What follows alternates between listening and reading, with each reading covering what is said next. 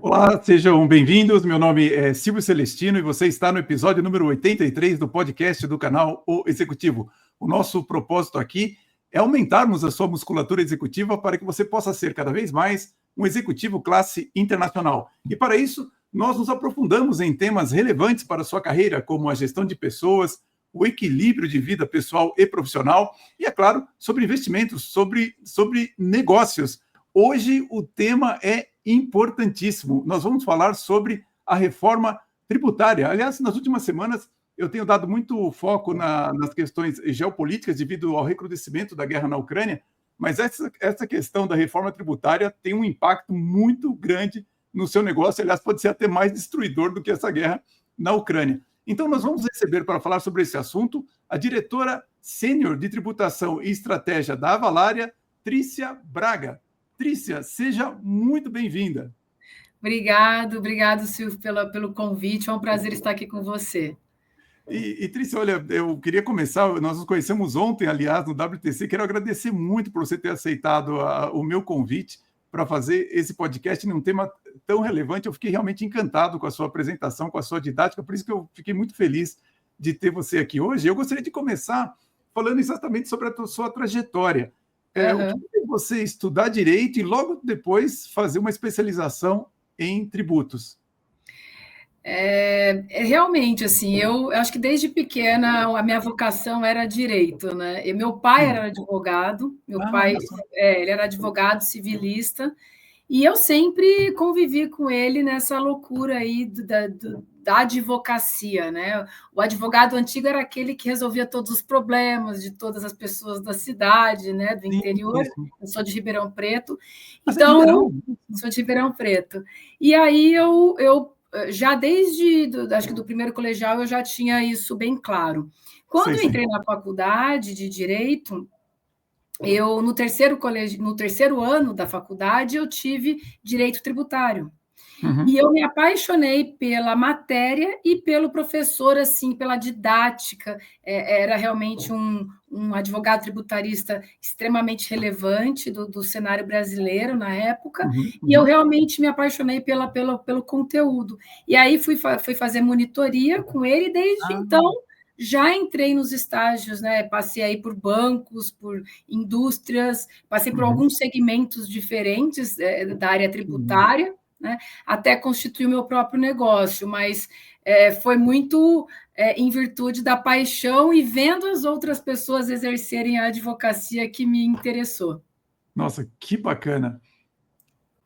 Trícia, e eu vejo que muitos executivos não têm noção do impacto tributário das suas ações, né? Como que você procura chamar a atenção das pessoas para isso? Porque realmente é impressionante. Eu lembro até hoje, a primeira vez que eu estava participando de um evento e estavam vários executivos da empresa que eu trabalhava numa empresa de computação, eu estou falando isso já faz certo tempo, tá? Década de 80.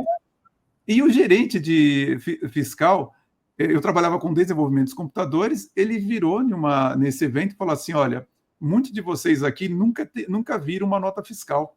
E você sabe que eu nunca tinha visto mesmo. Eu já trabalhava há anos na empresa e nunca tinha visto. E eu descobri que muitos executivos realmente nunca viram uma nota fiscal. Quão importante é o executivo ter essa consciência das consequências tributárias de suas ações? Eu diria para você que a área tributária ela é uma área estratégica em toda a empresa, né? Verdade. Já é em toda empresa internacional, mundial. No Brasil, é ainda mais crítico, porque nós temos alterações todos os dias, né? E a gente precisa o quê? A gente precisa estar sempre.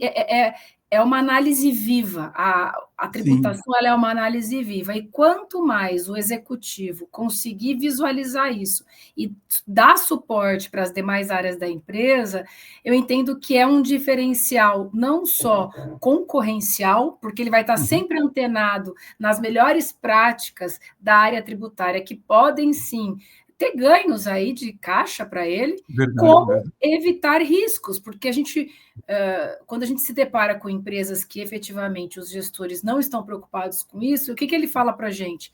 Olha, entendo o seu posicionamento, mas eu não vou mudar porque eu nunca fui autuado. Então, eu entendo que eu estou fazendo certo, né? E o não... Não diga, é sério que essa resposta... Nossa! Assim, ó, Que perigo!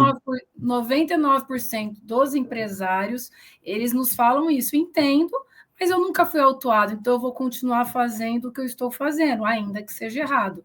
Então, o fato dele não ter sido autuado pelo fisco não quer dizer que ele não tem um risco iminente Sim, de autuação. sem E dúvida. quando ele é autuado, em muitos casos, Silvio, acaba o negócio dele, porque a gente está falando de uma penalidade, fora o tributo, a gente fala de uma penalidade de 75%, de 20% a 75% de multa, fora a taxa Selic se ele não paga, que é altíssimo. Então, ele nunca mais vai conseguir esse dinheiro de volta, e ele não tem... ele fica numa posição que ele não tem defesa também, porque ele não se preparou para aquilo.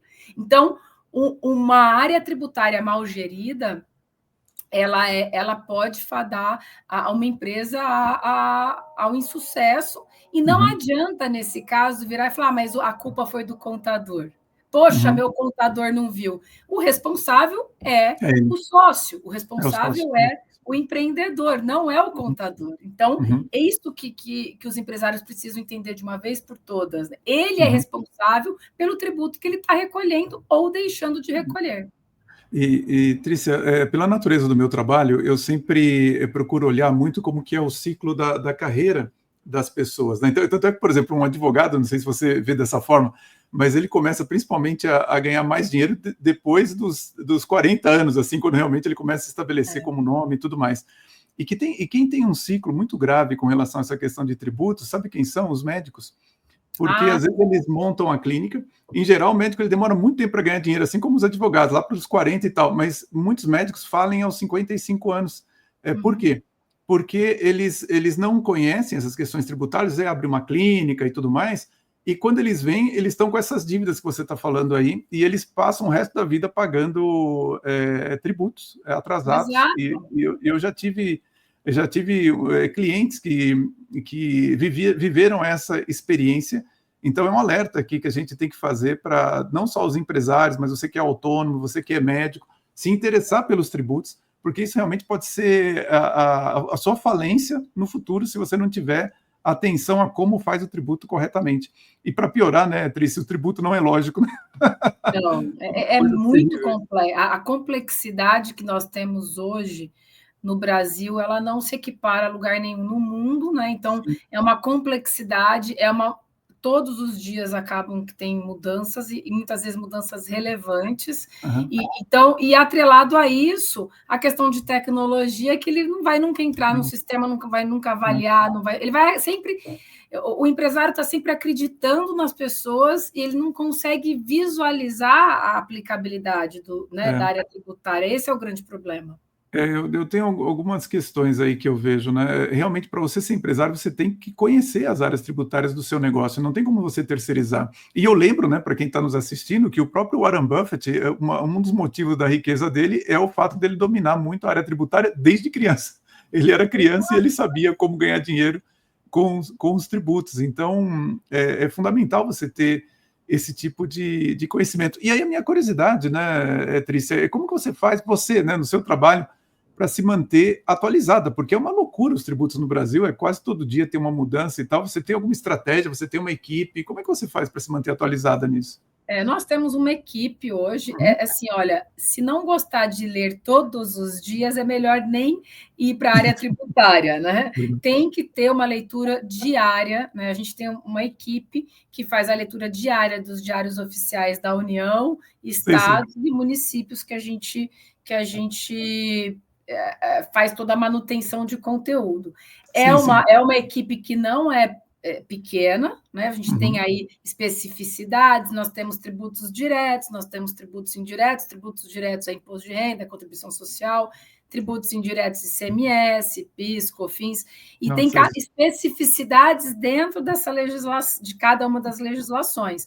Então, é preciso ter um arcabouço, quando a gente fala que tem mudança, é preciso ter uma equipe e é preciso ter expertises específicas em cada tributo, né? Então, isso acaba fazendo com que nós tenhamos uma análise diária de basicamente tudo que é alterado, seja nos estados, União Federal e municípios. É árduo, é muito trabalho. É muito árduo. Olha, eu não sei se ainda é assim hoje, mas imagino que sim. Em 2004, eu era professor de liderança do Unisescom, da Universidade do Sindicato dos Contadores de São Paulo, que estava começando. E eles fizeram uma revista, à época, que a capa da revista era uma coisa impressionante. Eles falaram assim, quantas vezes o tributo é alterado no Brasil por ano? E o número dava 134 mil. E aí eles explicavam, eles falaram, olha, porque a cada dia um vereador, são 5.300 municípios, mais ou menos isso, né? A cada dia um vereador, um prefeito, um deputado federal, estadual, o presidente, gera uma regra nova. Então, você tem uma mudança, acho que a cada 15 segundos, a cada 15 minutos, uma coisa assim. É um negócio maluco, eu falei, gente do céu. É isso aí, a mudança é assim, como a gente tem autonomia da União, Estados e municípios, cada um, a grande complexidade está exatamente aí, né? Que a reforma também tende a melhorar. Sim. Porque você tem uma legislação da União Federal, mas completamente segregada entre os diferentes departamentos da Receita Federal e tudo mais. Você tem 27 legislações, cada uma atribuindo determinada especificidade. Então, você tem que sempre avaliar 27 vezes, né? ICMS, ele tem 27 regulamentos. E municípios, dependendo da atuação, você tem que avaliar todas as legislações. Então, é muito pulverizado isso. É muito pulverizado. Eu diria que dependendo assim, os departamentos tributários e fiscais de empresas grandes, assim, eles são gigantescos. Por quê? Porque ela precisa se assegurar que está tudo certo. E mesmo assim, várias coisas acabam passando. Então, esse é o grande problema, né? Você conseguir gerir diariamente um departamento fiscal e as informações fiscais.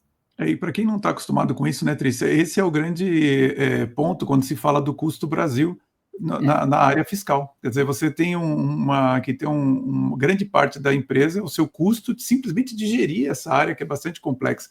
E eu lembro, inclusive, que uma vez eu fui chamado numa empresa de tecnologia que era responsável pelos sistemas do McDonald's. E não sei se você sabe disso, mas o McDonald's é dono de uma empresa de tecnologia, dessa empresa brasileira. Por quê?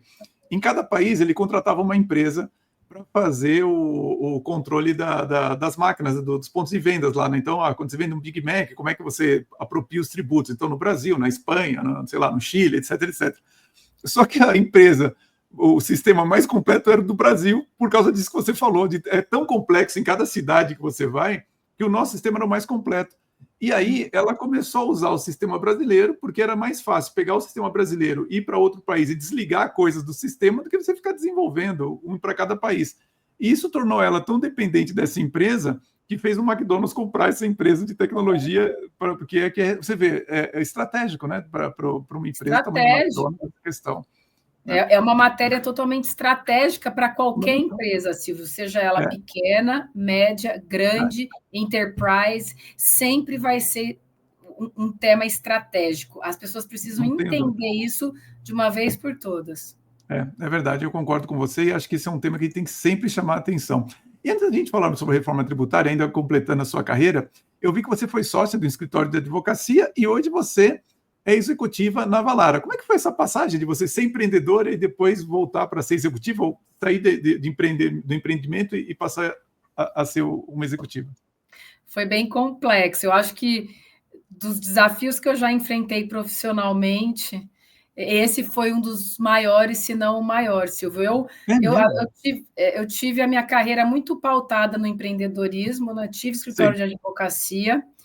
Depois constituiu uma consultoria tributária. Quando o governo começou a migrar para os arquivos digitais, então, quando ele começou a introduzir nota fiscal eletrônica, que foi em 2008, e os SPEDs fiscais, SPED e FD contribuições, a parte de geração de obrigação acessória digital, eu montei uma empresa para justamente validar toda a informação tributária das empresas antes que elas migrassem para o modelo digital. E, claro, e aí eu mirei uma coisa e atingi outra, que aí eu acabei tendo que desenvolver internamente um software voltado para a parte de cadastro fiscal, porque era impossível a gente conseguir validar dados sem ter uma base fidedigna. Como é que eu validaria um dado de uma empresa sem saber se aquela alíquota estaria certa ou não, se aquela base de cálculo estaria... Então, eu precisaria ter a minha própria base de dados. E aí foi aí que a gente migrou, a gente constituiu uma empresa de tecnologia dentro dessa consultoria, e em 2016 a Avalara comprou essa nossa empresa. Então, foi aí que eu... Foi isso que aconteceu? Olha só. Foi, aí então, a Avalara iniciou a operação no Brasil dessa forma, e assim, a migração foi uma migração, como eu a vida inteira tinha sido empreendedora, seja com escritório de advocacia, seja com consultoria, foram vários desafios até adequação de perfil mesmo, porque eu sempre atuei na estratégia, na administração, na venda. Então, assim, nós fazemos tudo, né, no empreendedorismo. E aí, quando você chega numa empresa, você é obrigado a ficar no teu quadrado e exatamente isso. Ali, e olha, não sai do quadrado, porque senão vai ter problema. Então, essa migração foi bem complexa. Posso imaginar. Me questionei muito ao longo do tempo se essa era uma decisão que eu queria manter, tá? E eu venho perseguindo isso porque eu entendo que a empresa que eu estou é uma empresa com produtos disruptivos e que ela tende a endereçar questões que, na minha opinião, são críticas. Então, eu me conecto com o propósito da empresa e com a cultura da empresa. Para mim, mais importante de qualquer coisa é eu me conectar com o propósito e com a cultura. Então, é aderência 100%. Isso para mim, é um fator decisório muito importante. E antes de a gente falar da Avalara, Trícia, eu queria saber como que é a sua participação, como que você também é da BR Angels. Isso. Em 2021, eu fui convidada, né, para me associar à BR Angels. Eu, enquanto empreendedora e mulher, empreendedora mulher, nos idos de 2007, 2008, eu tinha muito pouco acesso a capital, muito pouco acesso. Eu tinha que acelerar o meu negócio, eu tinha que investir, tecnologia é extremamente caro, e eu não tinha capital, disponível na época. Tá?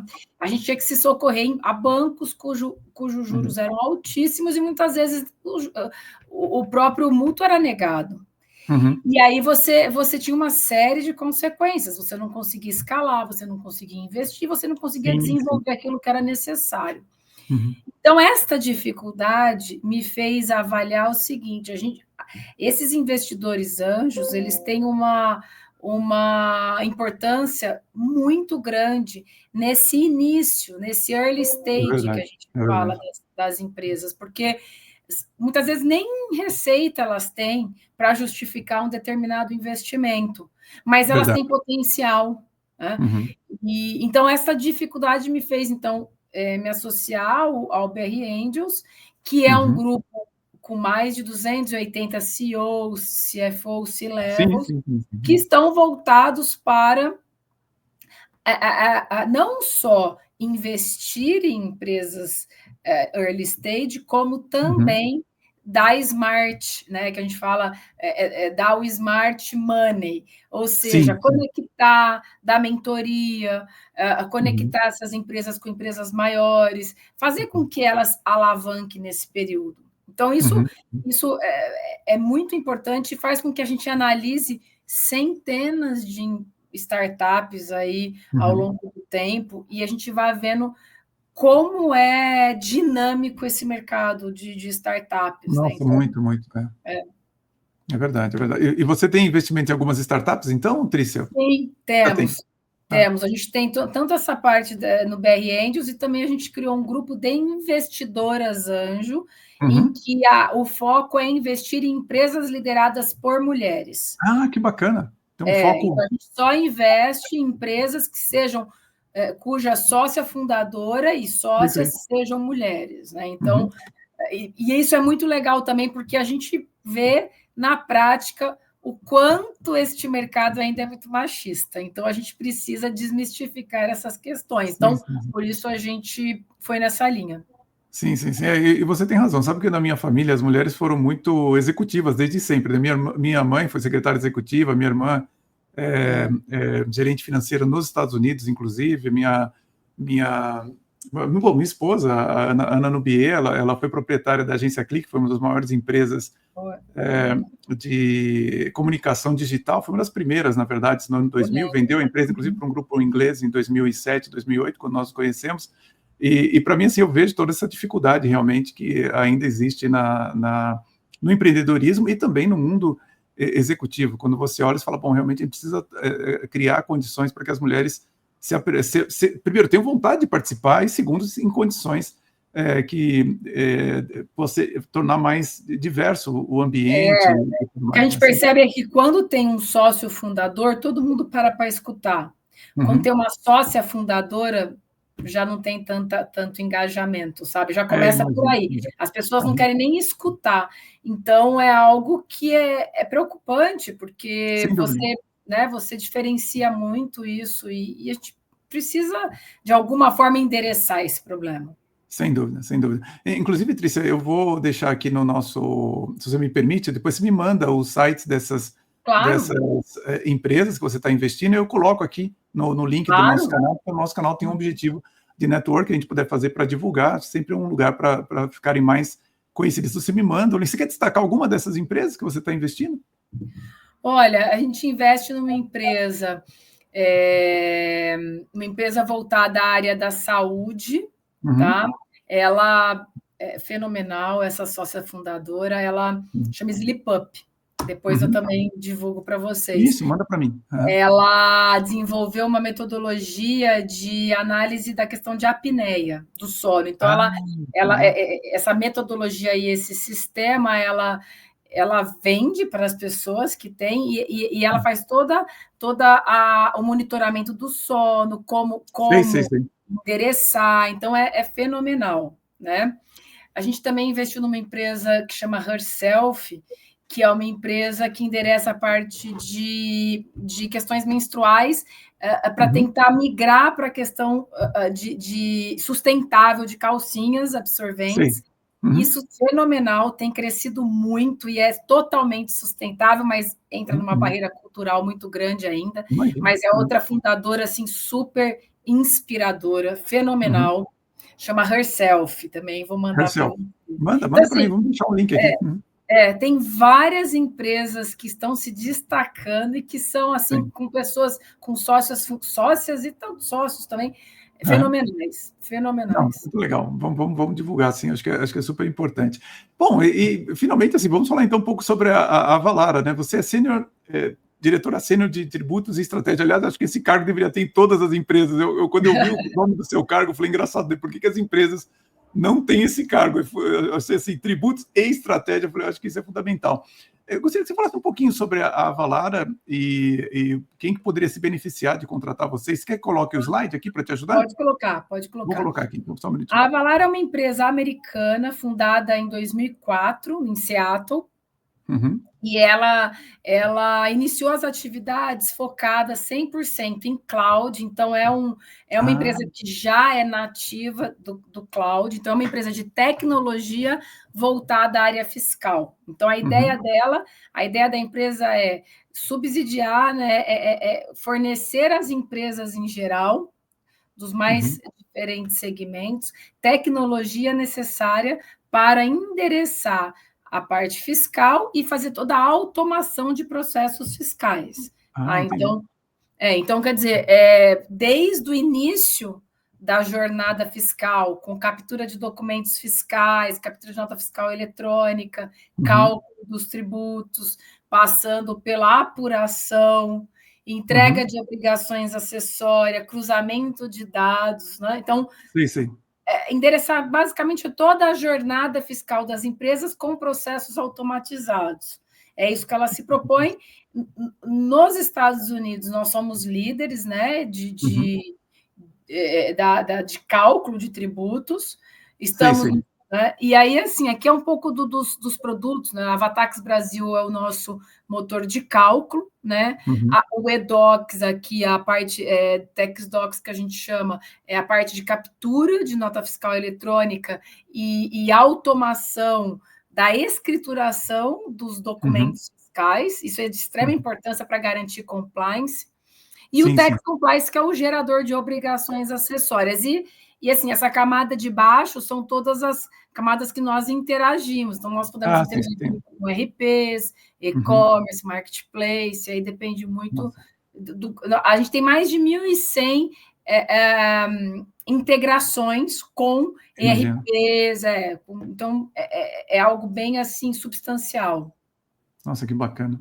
E aqui, bom, vocês são gigantes, né, na verdade. Então... nós estamos, então ela nos Estados Unidos, a gente tem escritório em Seattle, em Durham, Carolina do Norte, tá? Nós estamos na Europa e em vários países, interessando a tributação em vários países.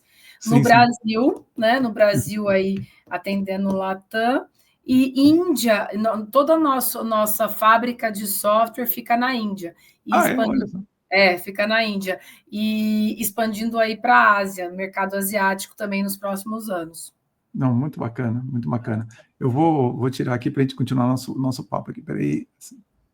Sabe que eu estou aprendendo ainda a mexer no StreamYards até agora, de vez em quando eu me confundo um pouco, mas estou aprendendo.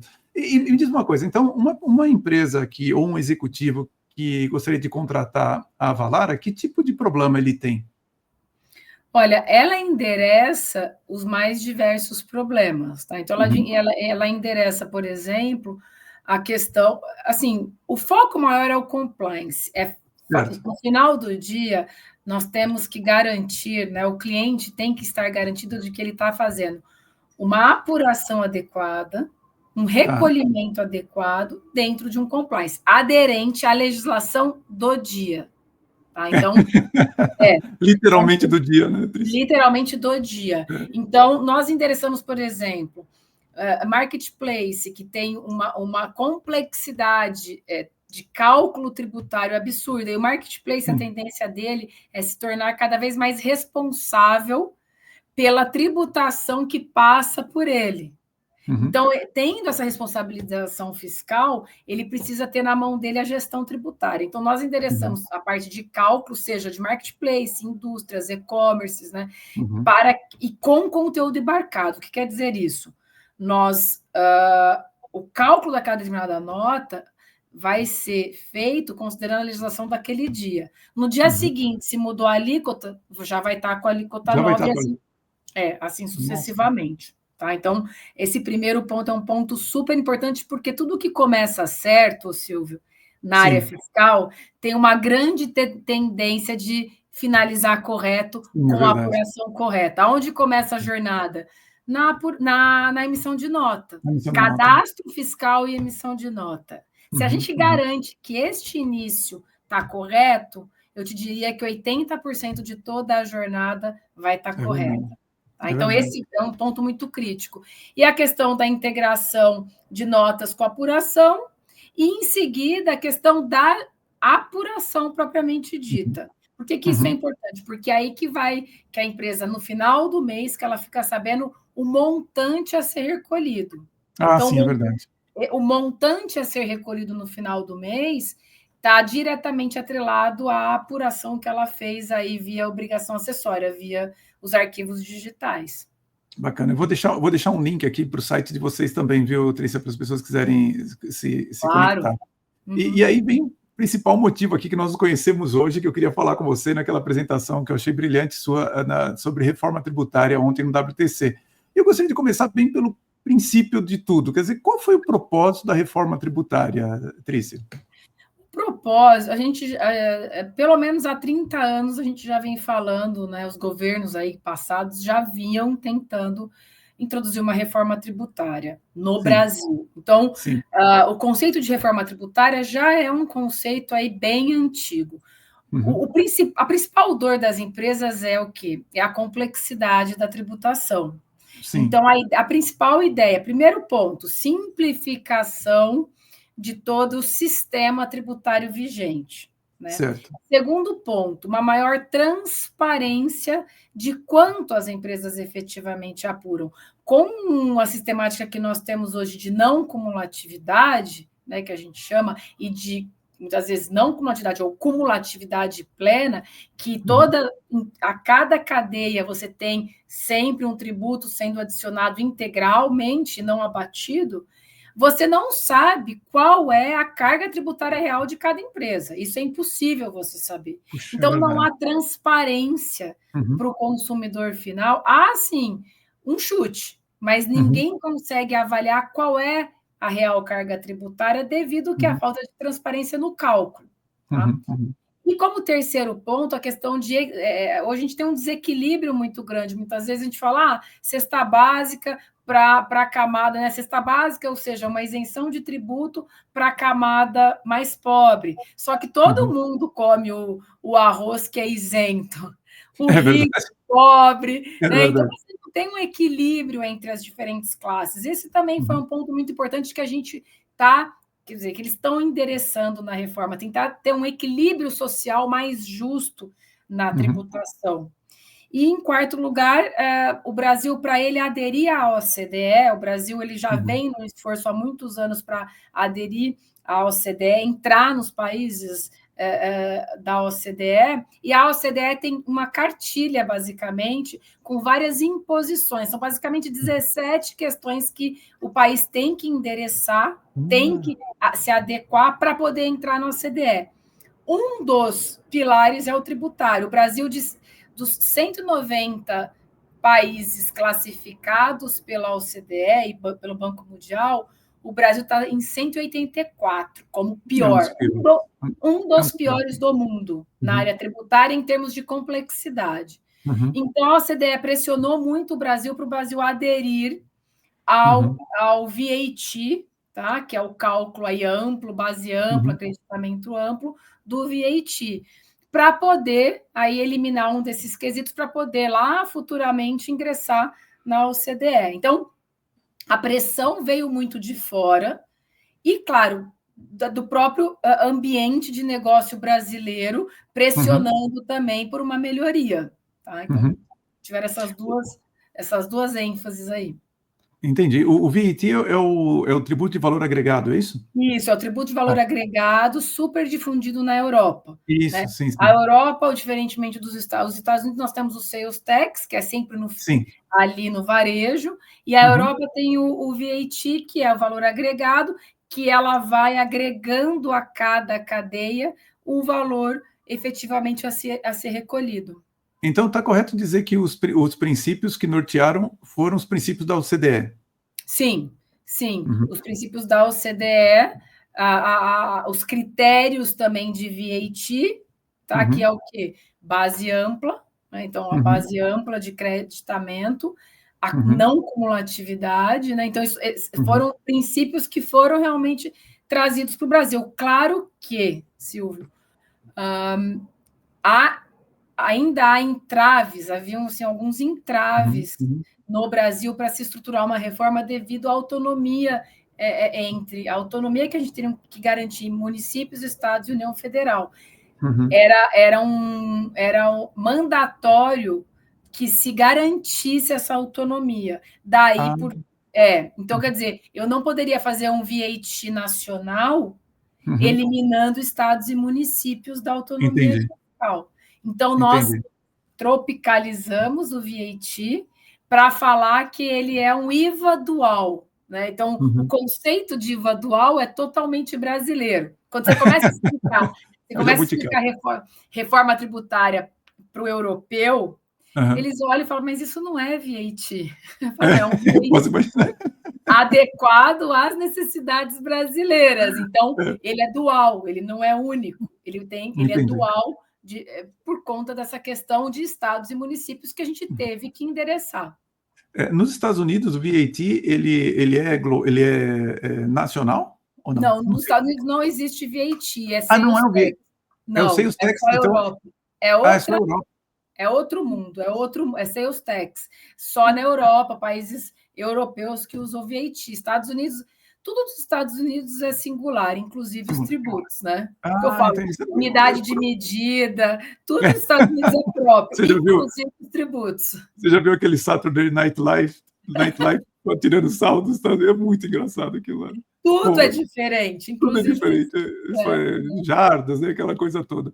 Bom, Trícia, você mencionou um cronograma. Posso colocar aqui o cronograma? Então, eu acho que esse é o aspecto que eu achei também fundamental, que a maioria dos executivos e dos empreendedores acho que não estão ligados ao fato de que a reforma tributária já está em andamento e já está em um ponto avançado, até eu diria. Tá. É que não estamos no final, mas já deu a partida. Então, deixa eu ver se acho que está bem visível para as pessoas. Eu queria que você falasse um pouquinho sobre, então, o rollout da reforma tributária, como é que começou, onde nós estamos aqui. Tá. Esse é um ponto, Silvio, que é um dos pontos mais complexos para a gente explicar. Por quê? No lado, a gente fala em simplificação. Sim, né? É verdade. Do outro, a gente fala numa complexidade maior neste período de transição. Sim. O período de transição, que a gente chama entre o sistema antigo e o novo, ele ficou de 2026 a 2032. Tá? Certo. Ficou um período muito longo e tem o porquê disso. É. Né? Tem um porquê disso. Vários benefícios estaduais foram concedidos às empresas, tá? E que iam até 2032. Então, não poderia tirar esses benefícios antes de 2032. A data de corte pela Constituição já era 2032. Então, basicamente, foi esse o racional. Considerando isso, o governo teve que fazer esse período maior. Exatamente em função disso que teremos uma complexidade maior nesse começo. E onde nós estamos hoje? Então, nós tivemos em dezembro de 2023 a aprovação da emenda constitucional. Ninguém acreditava que ia passar, né? No calar da noite, exatamente no calar da noite. Foi mesmo, né? Foi no calar da noite, verdade. No calar da noite, aí no Senado, ela foi aprovada e pegou todo mundo de surpresa no dia seguinte, né? Porque a gente imaginava que fossem ter mais discussões. Sim. Então, foi aprovada uma emenda constitucional. Então, a Constituição Federal já está alterada, todo o sistema tributário do consumo, é muito importante ressaltar que esta reforma é uma reforma sobre o consumo, não é uma reforma sobre a renda, nem patrimônio, né, e nem folha de pagamento. Isso é importante. Então, em dezembro, nós tivemos essa mudança constitucional para já trazer todas as regras gerais de tributação do novo sistema. Tá? A partir de 2024, o governo passou, então, a regulamentar. Então, ele submeteu alguns projetos de lei para o Congresso Nacional. Um deles é o PLP 68, que trata dos critérios operacionais da reforma tributária. Ele veio o quê? Detalhando aquilo que está na Constituição. Tá? E aí fica muito divertido, né? Porque você entra muito lobby, e entra muito cada setor puxando aí a coxa para o seu lado. Então, entra questões complexas de serem discutidas, tá? Porque aí entra isenção, entra setores beneficiados, regimes diferenciados, específicos, favorecidos, a gente fala DEF, regimes diferenciados, específicos e favorecidos. Então, é uma colcha de retalho. Ninguém sabe ainda, então já houve a aprovação na Câmara, o projeto de lei está no Senado, o Senado se propôs a aprovar até dezembro. Então, até 20 de dezembro, mais uma vez, se você for olhar, né, 20 de dezembro de 2023 foi aprovado e publicado a emenda constitucional. Esse ano vai ser igual, até provavelmente 20 de dezembro, o PLP deve ser aprovado ao final. E aí nós temos as regras operacionais da reforma. Tá? Com base nisso, o que o governo já fez em termos práticos? Ele já soltou várias notas técnicas de nota fiscal eletrônica, incluindo os novos tributos nos modelos de arquivos digitais atuais. Então, estamos correndo aí para que isso, então, e quando que isso começa, né, setembro de 2025 é a data que o governo estipulou como corte para esses layouts novos estarem em vigor. Apesar, então, de só começar em janeiro de 2026, o cálculo dos novos tributos, em setembro nós já temos mudanças significativas de layout e de dados fiscais. O que quer dizer isso? Setembro de 2025? Setembro de 2025. Exatamente. Já é a primeira data de corte estipulada pelo governo nos seus arquivos eletrônicos. Documentos fiscais já passarão a ter os novos tributos. O que quer dizer isso do lado do empresariado? O empresário precisa garantir que ele tenha um sistema ou que o contador dele já tenha alguma coisa e que ele consiga aí testar a partir de setembro de 2025 os novos tributos, com o adendo de que os antigos tributos continuam sendo calculados. Eu vou ter o antigo e o novo dentro do mesmo documento. Tá? Então, esse negócio de que o novo eu só vou ter depois que eu extingui o antigo, não. Eu vou ter um paralelismo entre o sistema antigo e o sistema novo até 2032. Em janeiro de 2033, todos os antigos caem para somente o cálculo e a utilização dos novos tributos. Então, é um período longo de adaptação. Eu vi que são 2 tributos básicos, né? O Imposto sobre Bens e Serviços e Contribuição de Bens e Serviços, que vão substituir, então, ICMS, ISS, Contribuição Social e tudo mais. Assim, na verdade, PIS, COFINS, né? Vão ser substituídos pelo CBS. CBS, tá. A PIS e COFINS só. PIS e COFINS só, Porque a CSL, imposto de renda e CSL é sobre a renda, não é sobre o consumo. O CSL, é verdade, porque tem... É sobre a renda. Na emissão da nota, é verdade. É sobre lucro, não tem. É verdade. Então, o PIS e COFINS, ele vai ser substituído pelo CBS, ICMS e ISS vai ser substituído pelo IBS, por isso que é IVA dual, CBS e IBS. Certo. E nós temos o IPI aí. O IPI, todo mundo fala, vai morrer o IPI. Não morre o IPI, tá? Não vamos comemorar aí, não vamos velar o IPI, porque ele não morre, ele vai ser zerado. Entendi. E ele continua para alguns produtos. E é introduzido o imposto seletivo, que é o imposto aí extrafiscal mais voltado à parte de produtos e serviços que sejam danosos ao meio ambiente, à saúde, como todo. Entendi. Então, nesse momento aqui, nós estamos nessa segunda caixinha aqui, 2024, 2025, estão sendo aprovadas as leis e até setembro de 2025 os empresários têm que ter um sistema já prevendo que eles possam emitir as notas fiscais com o IBS e o CBS a partir de 2026. Esse é o momento que nós estamos. 2026 é um ano teste. Certo. O Silvio. Então, quer dizer, o governo até fala que a preocupação maior dele não é nem 2026, tá? Porém, como ele já introduziu todas essas alterações, esse período de teste, o empresariado precisa estar preparado. Então, o que ele fez em 2026? Ele colocou o valor de 1%, né? Dos 2 tributos, então 0,1 e 0,9 na nota, tá? E ele vai fazer um teste. Para quê? Para balizar se a alíquota que ele está imaginando vai ser proporcional à arrecadação dele. Considerando os testes em 2026, aí nós temos a vida real como ela é em 1º de janeiro de 2027, já com a extinção de PIS e COFINS e ingresso full da CBS. Tá? Então, sim. Quer dizer, 2027, o PIS e COFINS, então, já não estarão mais sendo extingue PIS e COFINS, exato, e entra a CBS. CBS, tá. Aí, em 2028, continua assim, tá?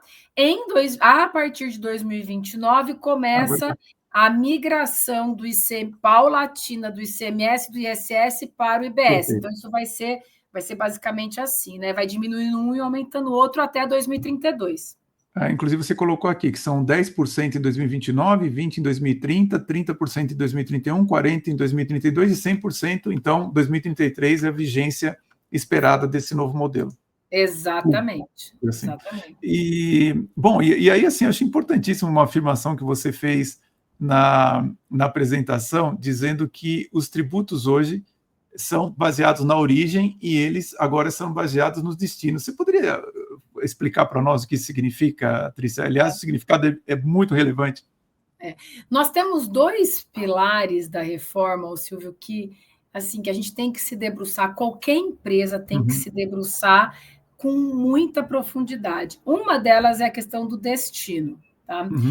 Hoje, tanto para ICMS quanto para ISS, nós temos, podemos dizer que não é 100%, mas 80% da tributação na origem. Então, sempre foi na origem. Então, na origem, leia-se na onde está sendo emitida a nota. E é o fato gerador, não é isso? O fato gerador é a circulação. Então, onde a circulação da mercadoria começa, na origem. Tá? Então, a maior parte do tributo fica com o estado de origem. Perfeito. Tá? Nós temos a questão do diferencial de alíquota, então hoje há uma migração de uma parte desse valor para o estado de destino, mas só em alguns casos. O relevante é sempre no estado de origem. E no caso do ISS, é onde fala de o domicílio, o prestador de serviço, ou onde está o estabelecimento do prestador. Então, na origem, né? Está emitindo, na origem, isso, exatamente. Na origem. Já é consenso, né, de VAT que o VAT tem que ser pago, recolhido para o destino, né? Para quem está consumindo, não é sobre o consumo, o tributo. Sim. Então tem que ser recolhido para o estado onde está o consumidor final e não onde está a indústria, como é hoje, tá? E isso muda completamente a sistemática de recolhimento do tributo. Por quê? Porque hoje uma empresa que, devido a benefícios fiscais, se instalou na Bahia, ou em Porto Alegre, Rio Grande do Sul, ou em qualquer outra, ou até colocar, né, Espírito Santo, sim. Santa Catarina, que são estados aí que têm benefícios de ICMS, porque é onde que tem a origem, né?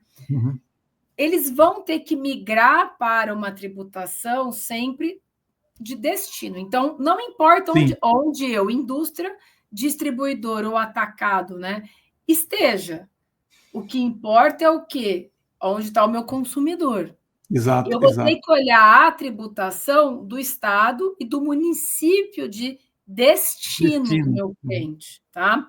Então, isso muda tudo, porque hoje os benefícios atrelados às indústrias, eles subsidiam essa distância das indústrias do mercado consumidor, porque é vantajoso para elas estarem em locais com benefícios fiscais distantes do seu mercado consumidor, porque o transporte é mais barato do que o benefício que ela tem. Ele se paga. A partir da reforma tributária, isso não existe mais. Então, o que a gente está falando é o seguinte: a estratégia das empresas que hoje são pautadas pelo recolhimento tributário, pela área fiscal, tem empresas que elas dedicam toda a estratégia de negócios onde estão os benefícios fiscais. Né? Então, ela traça um planejamento tributário, depois ela traça um planejamento estratégico em cima do tributário, porque ela vai estar aonde for menor o tributo. Com a reforma tributária, cai por terra isso. Não importa onde ela esteja. O que importa é onde está o consumidor dela. E aí isso é algo que ela não tem como escolher. Né? Não tem como ela escolher, eu não vou vender para... A não ser que ela fale, eu só vou vender para o estado tal, e que ela reduza de atuação dela. Né? Ou eu vou ter um centro de distribuição em São Paulo, a fábrica em São Paulo com centro de distribuição em São Paulo para os consumidores de São Paulo. Eu vou ter uma indústria com centro de distribuição em Recife para... Né? Então, assim, isso vai cair por terra. Então, vai reduzir muito. Vai ter planejamento tributário? Claro que vai. Tem vários pontos que a gente já consegue visualizar que que são passivos de um planejamento, mas não vai ser mais como é hoje, em que ela vai ser pautada por isso. Ela vai ter que ser pautada justamente por onde está o consumidor dela. É porque, nossa, vieram muitas perguntas agora para mim, Trícia. A primeira é com relação à própria guerra fiscal que existe entre os estados, dando os benefícios, né? Como que isso fica? Porque se você para pensar que, por exemplo, um estado como São Paulo tem 40 milhões de habitantes, acho que no estado todo e tal, e grande parte dos produtos vem, por exemplo, uma cidade como São Paulo, acaba sendo vantajoso para essas empresas se instalarem em São Paulo, é isso que você está dizendo? Ou eu estou interpretando muito Sim, simplesmente? total, É isso. total. E assim, é exatamente isso. O que acontece, né?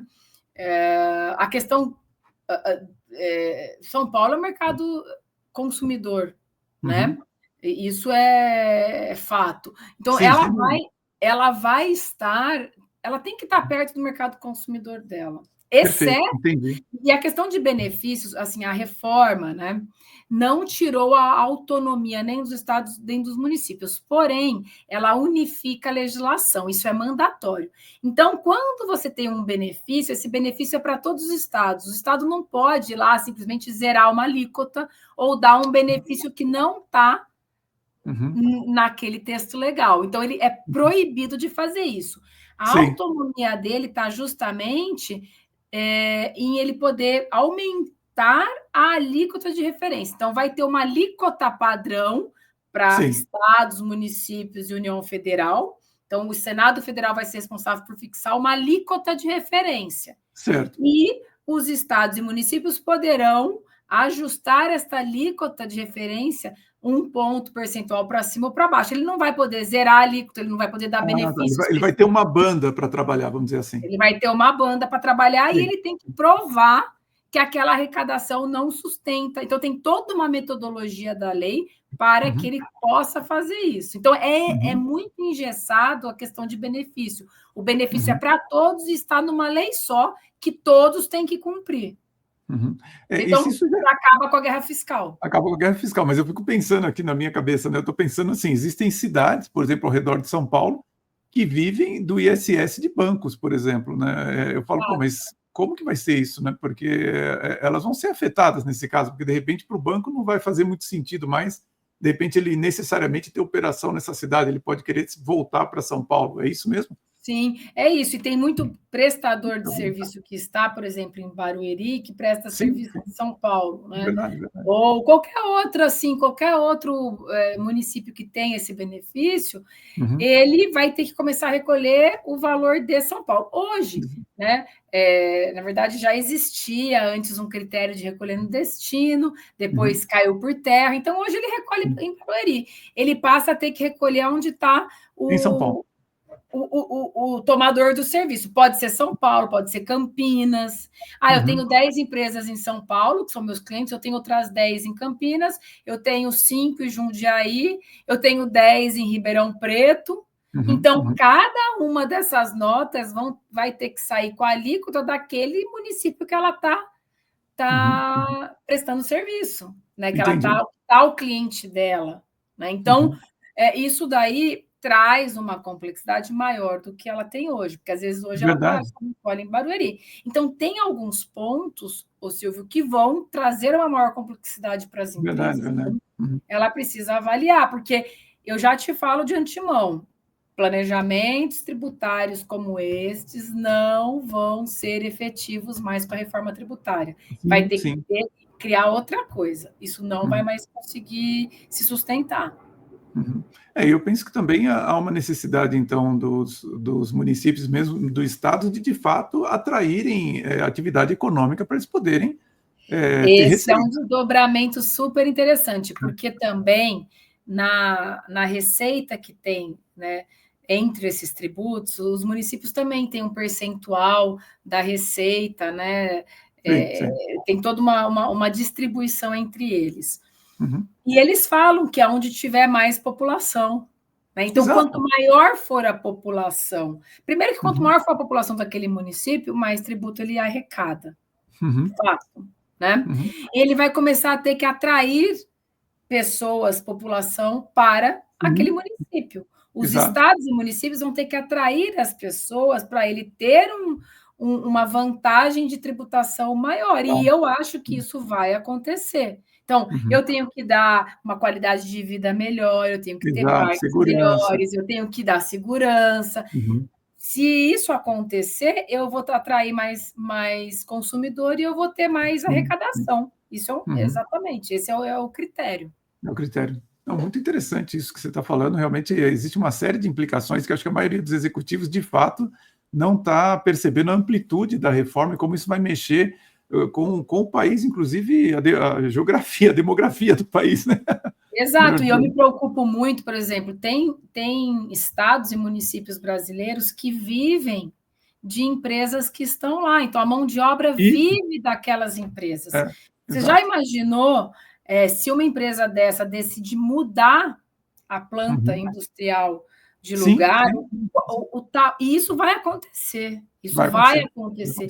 Imagina o desequilíbrio que vai começar a acontecer como um todo no Brasil, porque aí aquela mão de obra já não vai ter mais onde trabalhar. Então, é o que eu falo, o impacto da reforma é um impacto financeiro gigantesco para todo mundo, não só para as empresas, para os indivíduos também. Vai impactar o bolso de todo mundo, sem exceção.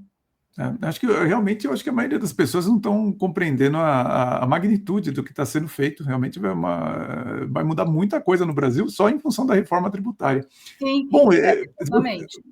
Você fez uma afirmação que eu, na hora lá, eu não quis fazer nenhuma pergunta, mas você disse que quando se emitir uma nota fiscal, não vai dar para voltar atrás. Eu queria que você entendesse um pouquinho melhor isso. Por que não dá para voltar atrás, você não consegue mais cancelar? Qual é a razão disso? Não é que não consegue mais cancelar, né? O governo vai estipular critérios legais de cancelamento de nota. Qual que é o problema maior? O problema maior é que o governo ele pretende fazer apurações diárias, né? Hoje, no texto legal do PLP 68, está como apuração mensal. Só que nós sabemos, tá, que até 2032, quando ele tiver com esse faseamento nessa transição, ele quer fazer o quê? Fazer diário. O governo fala o seguinte: hoje ele demora, em média, 2 meses, 1 mês e meio a 2, da data da emissão da nota até o recolhimento efetivo do tributo. 2 meses para botar a mão no dinheiro. O que ele quer fazer? Ele quer antecipar. Quanto mais ele antecipar, menor vai ser a sonegação. Então, ele falou: eu quero o dinheiro na minha mão no dia. Se eu tiver que ressarcir, porque aquela empresa tem ressarcimento, eu também quero ressarcir rápido. Eu não quero ficar...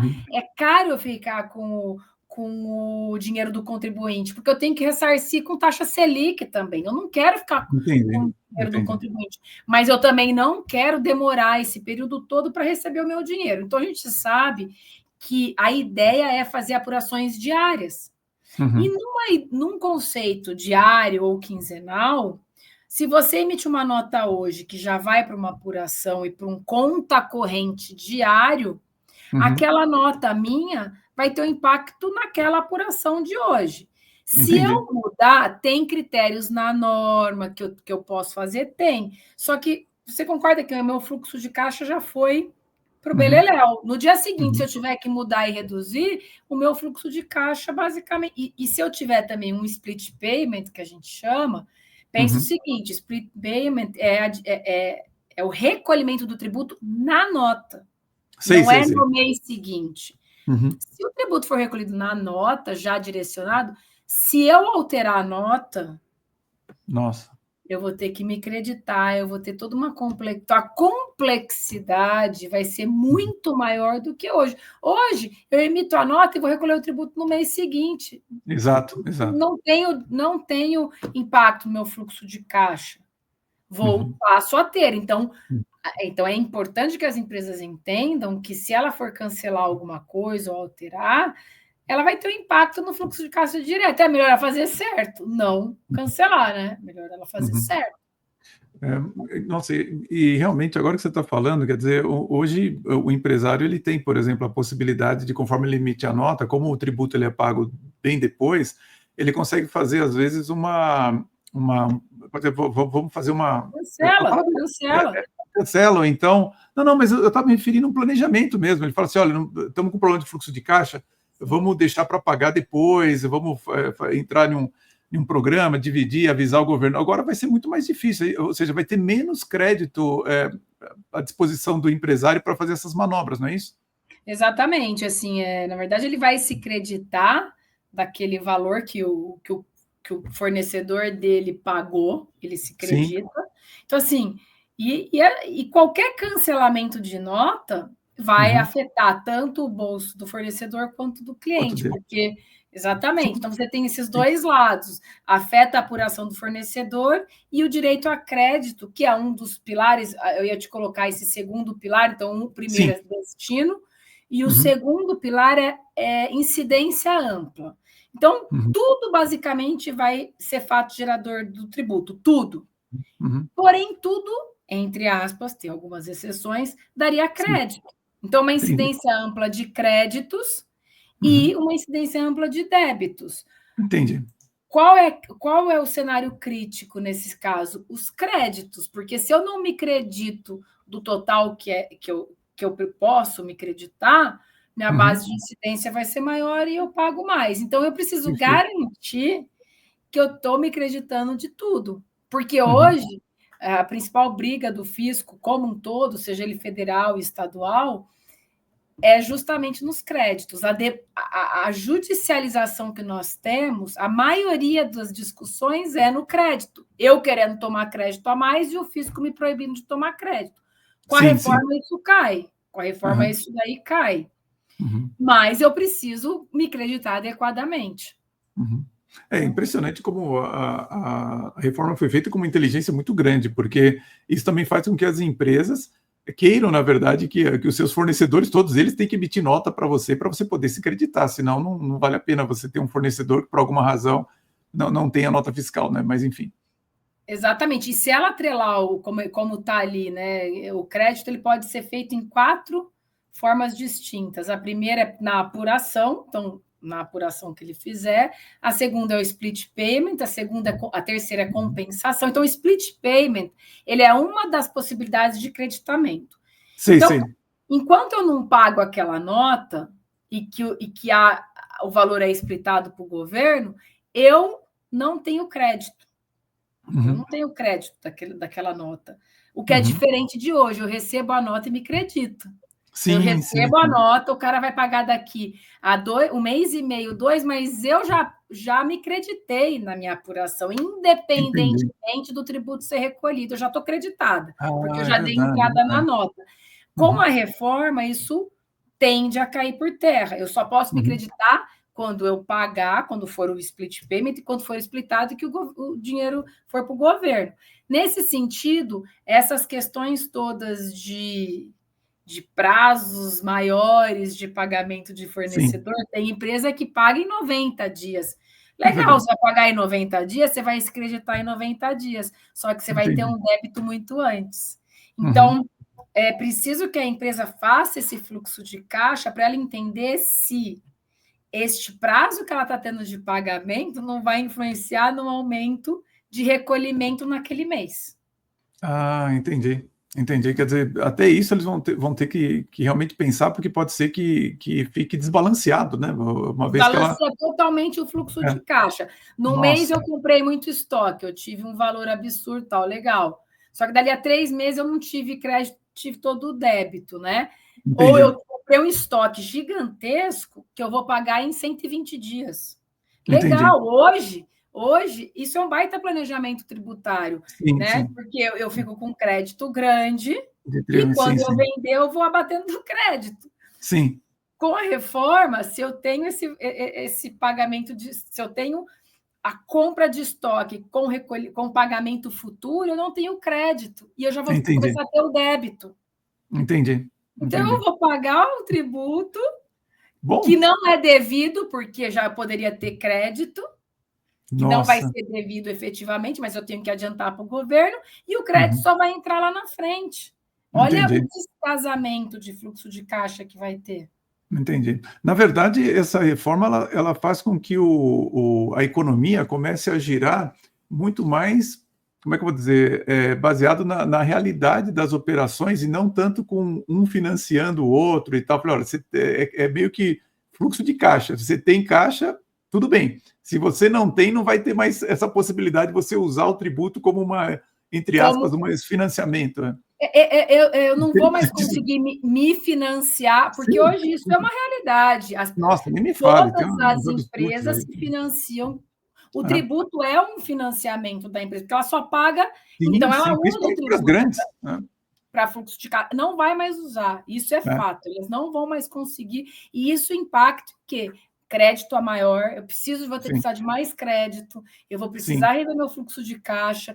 Você entendeu como é financeiro o negócio? Muito mais financeiro do que só... Nossa, mas eu acho que está ficando muito claro algumas outras questões aqui que nem vale a pena a gente mencionar, mas realmente em função do que está acontecendo hoje no sistema financeiro internacional, isso já mostra que eles estão se preparando para mudanças até importantes no sistema. Exatamente.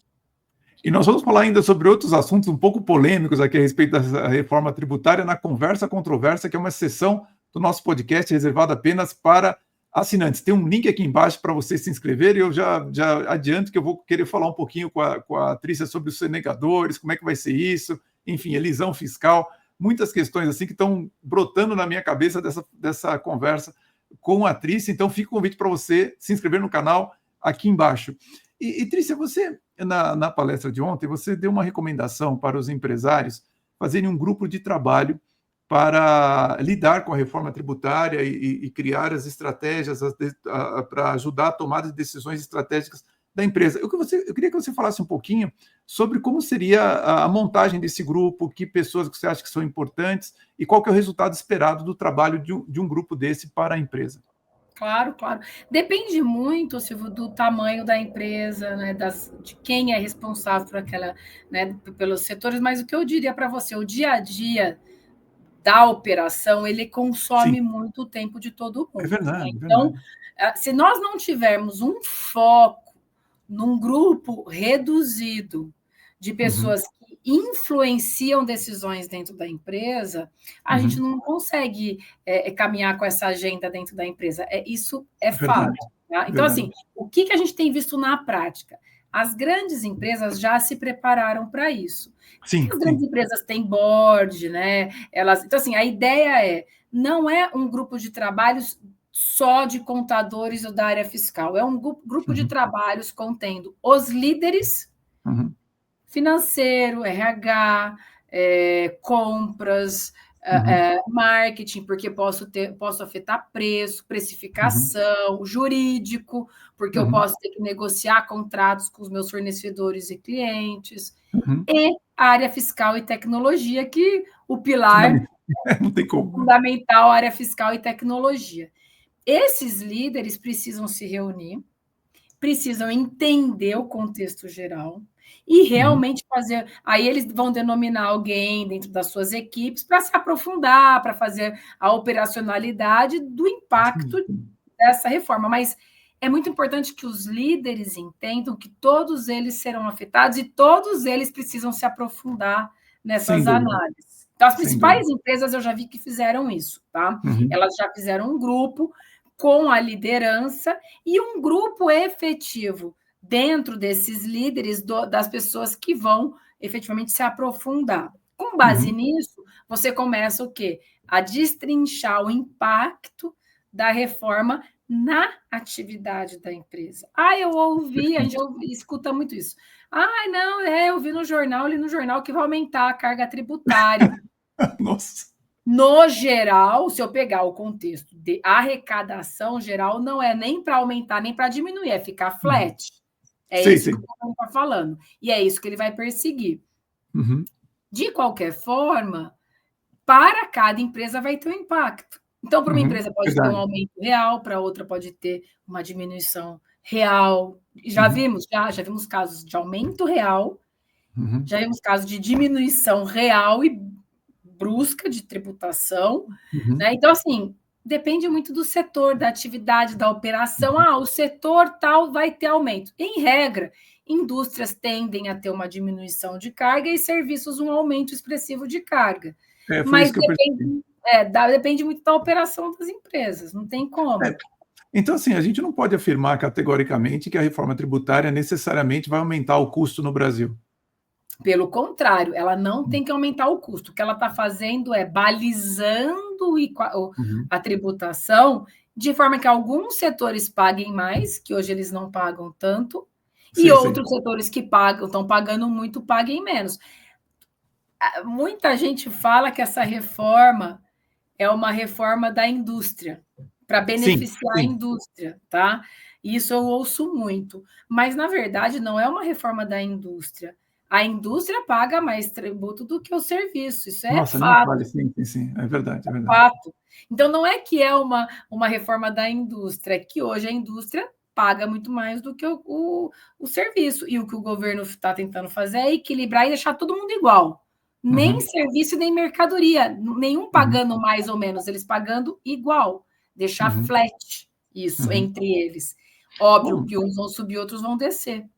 Eu lembro que, como eu vim da área de tecnologia, muitas vezes nós faturávamos, por exemplo, um equipamento muito mais em software, porque era considerado serviço, do que no hardware por conta disso. Então, muitas empresas usavam esse dispositivo para poder se tornar mais competitiva no mercado. Então, eu sempre achei a nossa tributação tão maluca que qualquer reforma é benéfica, porque realmente não é possível a gente ver num país com uma tributação tão sem lógica como é a que a gente tem hoje, né? Então, acho que Exato. Muita discussão, né, em cima de tudo. E já estamos indo para o final, alguns detalhes, né? Primeiro, eu vi que os exportadores continuam pagando tributo zero. É isso mesmo? Isso, os exportadores continuam beneficiados, tá? Então, isso não muda. Importação continua tributado, normal, tá? O imposto de importação é importante dizer que ele continua. Então, o imposto de importação continua. Combustível, tem a CID combustível que também continua. Continua a CID, tá. Continua a CID, né, dos combustíveis na importação. Importação continua igual com a nova tributação, tá? E exportação continua beneficiado, o que quer dizer que a gente vai continuar tendo esse problema das exportadoras, delas terem créditos, não terem débitos e ficar com ressarcimento pendente. O que o governo está se prontificando é de ressarcir o tributo efetivamente num prazo de até... Aí tem que avaliar mesmo, mas ele fala alguns casos de dias, meses e até 200 e tantos dias, vamos colocar assim. Entendi. Meses. Mas ele vai devolver, ele já se prontificou, porque ele não quer ficar com o dinheiro do contribuinte, segundo ele. Então, a gente está apostando muito que ressarcimento de tributo vai ser contumaz, né? Ele vai ocorrer muito, e ele vai ocorrer, ao contrário de hoje, que as exportadoras ficam totalmente a ver navios, né? E como que ficam os negócios assim que são mais informais, ou empresas, por exemplo, muito pequenas que fornecem para grandes empresas? Elas vão precisar também, a maioria dos negócios vão ter que emitir nota, pelo que eu estou entendendo, né, para que eles possam continuar operando.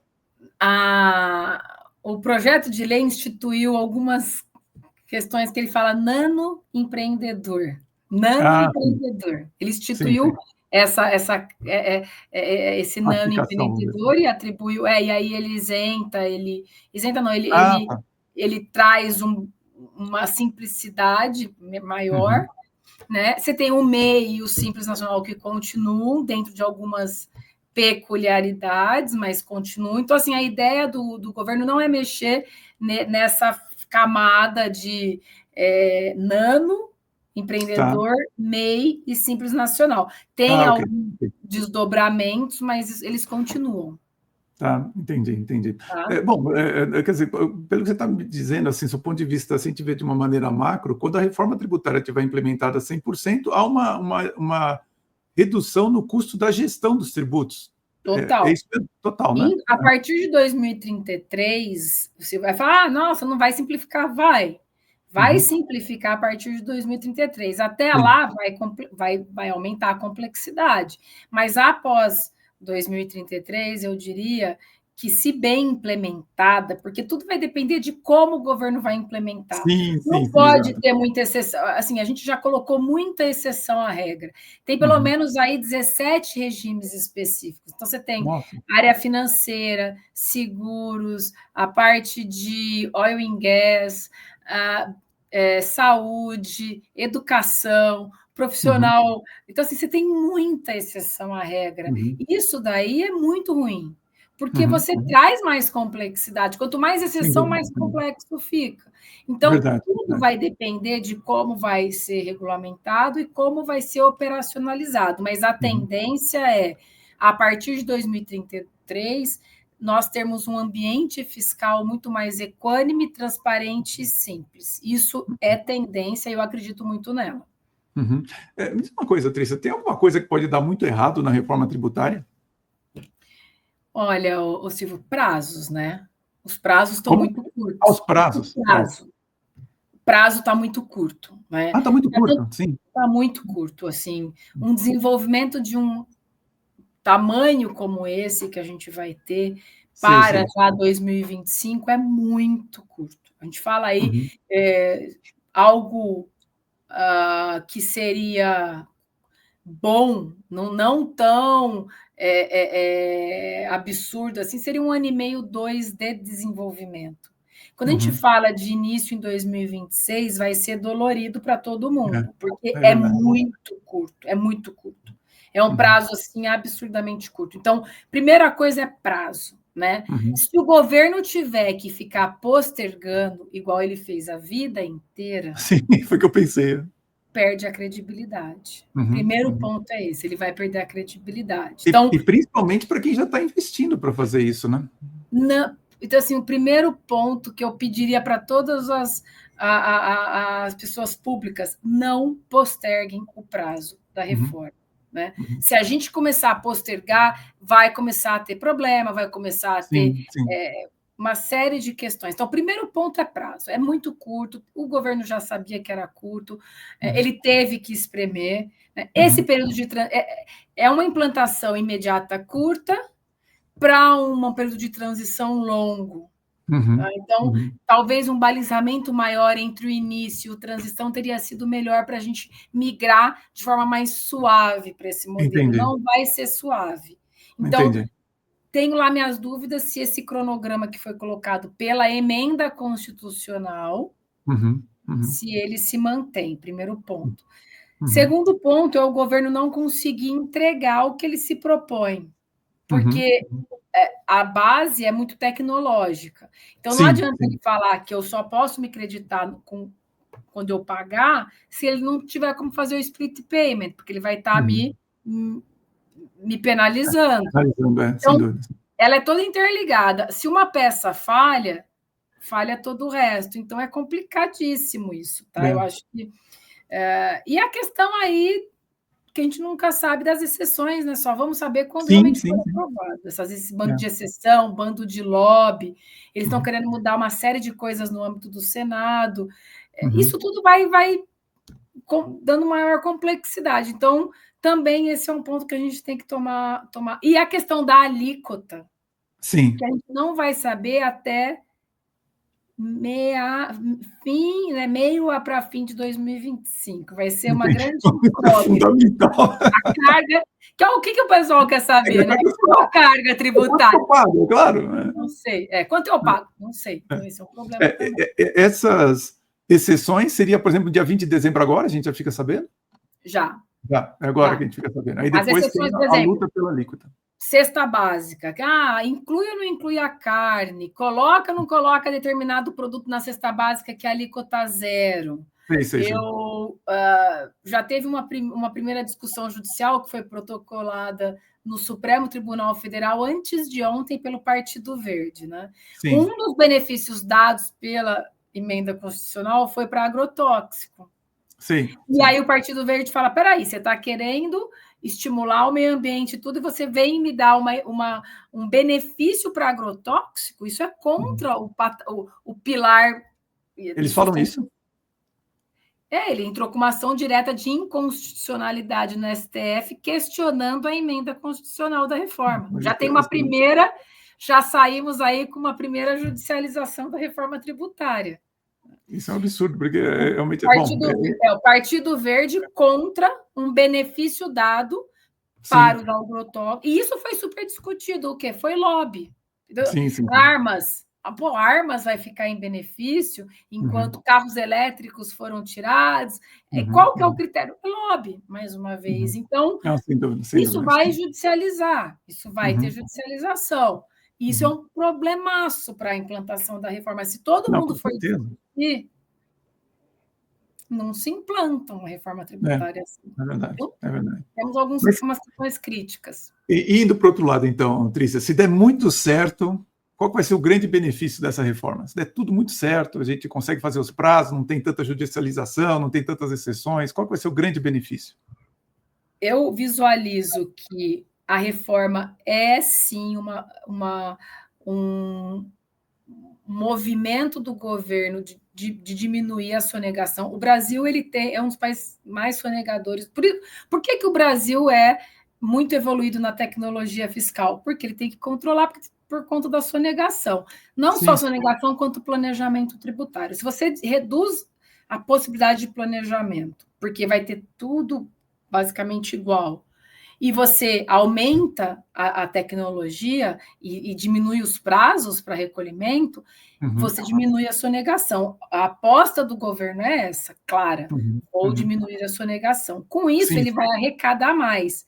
Logo, ele tem condições de diminuir futuramente o tributo. O pessoal fala, eu não acredito, governo nenhum diminui tributo. Mas isso está no texto da emenda constitucional.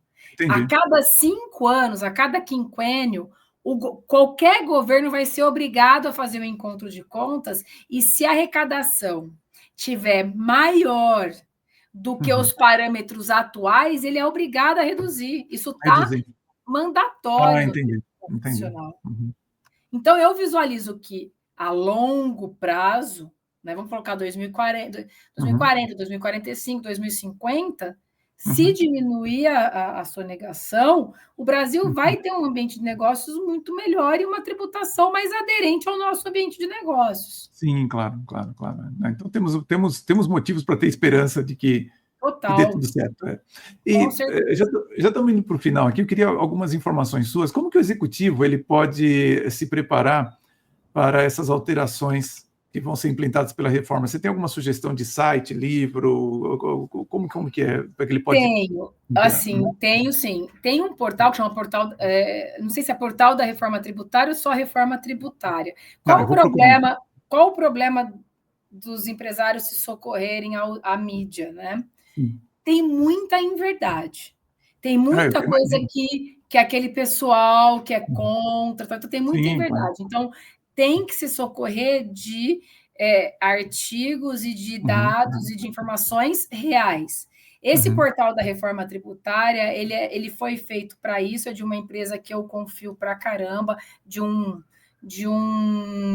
empreendedor que tem se destacado muito no setor, tá?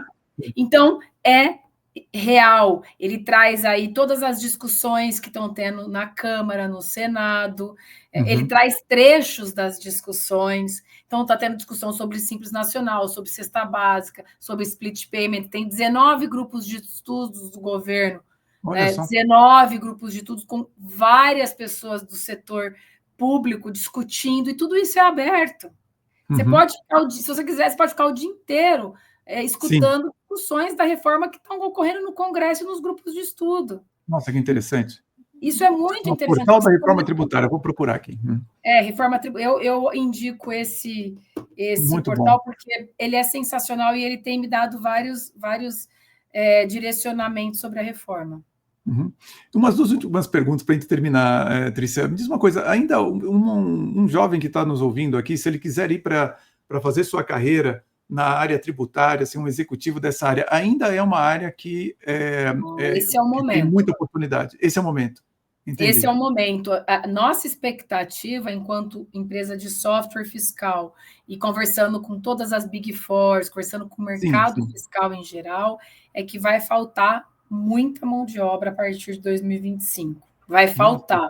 Vai, porque é um boom, todo mundo tendo que migrar no mesmo período. Então, já tem gente que está se antecipando à contratação para poder fazer frente a essas mudanças. E por isso que os empresários e as empresas precisam se antecipar. Quando ele acordar, não vai ter nem escritório contábil suficiente, nem Big Four, nem consultoria. Não vai ter gente, porque já vão estar engargalada com tudo, entendeu? Claro, com certeza. Agora é a hora de migrar para o tributário. Sem dúvida. E, Trícia, realmente, assim, achei incrível toda a sua fala hoje, mas também a sua trajetória.